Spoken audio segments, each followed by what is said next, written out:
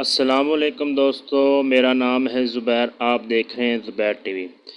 دوستو، ایک دفعہ کا ذکر ہے، ایک بادشاہ کے دربار میں ایک اجنبی نوکری کی طلب کے لیے حاضر ہوا۔ قابلیت پوچھی گئی تو اس نے کہا سیاسی ہوں۔ عربی میں سیاسی افہام و تفہیم سے مسئلہ حل کرنے والے معاملہ فہم کو کہتے ہیں۔ بادشاہ کے پاس سیاست دانوں کی بھرمار تھی، اسے خاص گھوڑوں کے استبل کا انچارج بنا لیا جو حال ہی میں فوت ہو چکا تھا۔ چند دن بعد بادشاہ نے اس سے اپنے سب سے مہنگے اور عزیز گھوڑے کے متعلق دریافت کیا۔ اس نے کہا نسلی نہیں ہے۔ بادشاہ کو تعجب ہوا، اس نے جنگل سے سائس کو بلا کر دریافت کیا۔ اس نے بتایا گھوڑا نسلی ہے، لیکن اس کی پیدائش پر اس کی ماں مر گئی تھی۔ یہ ایک گائے کا دودھ پی کر اس کے ساتھ پلا ہے۔ مسئول کو بلایا گیا کہ تمہیں کیسے پتہ چلا کہ یہ گھوڑا نسلی نہیں ہے؟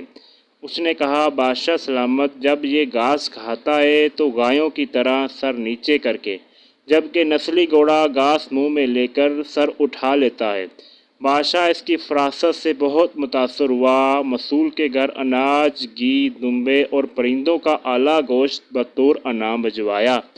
اس کے ساتھ ساتھ اسے ملکہ کے محل میں تعینات کر دیا۔ چند دنوں بعد بادشاہ نے مصحف سے بیگم کے بارے رائے مانگی۔ اس نے کہا طور و اطوار سے تو ملکہ جیسی ہے، لیکن شہزادی نہیں ہے۔ بادشاہ کے پیروں تلے سے زمین نکل گئی۔ حواس بحال کیے، ساس کو بلاوا بھیجا، معاملہ اس کی گوش گزار کیا۔ اس نے کہا حقیقت یہ ہے کہ تمہارے باپ نے میری خامد سے ہماری بیٹی کی پیدائش پر ہی رشتہ مانگ لیا تھا، لیکن ہماری بیٹی 6 ماہی میں فوت ہو گئی تھی۔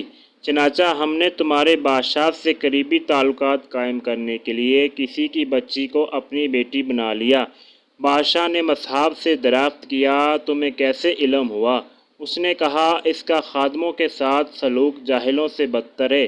بادشاہ اس کی فراست سے خاصا متاثر ہوا۔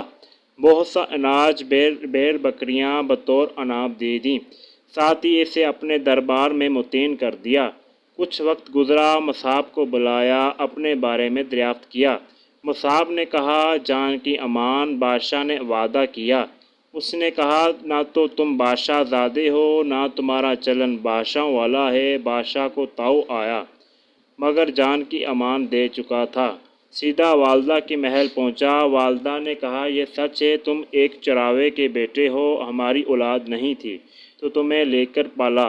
بادشاہ نے مصعب کو بلایا، پوچھا بتا تجھے کیسے علم ہوا؟ اس نے کہا بادشاہ جب کسی کو انعام و اکرام دیا کرتے ہیں تو ہیرے موتی جواہرات کی شکل میں دیتے ہیں، لیکن آپ بیر بکریاں، کھانے پینے کی چیزیں عنایت کرتے ہیں۔ یہ اسلوب بادشاہ زادے کا نہیں، کسی چراوے کے بیٹے کا ہے۔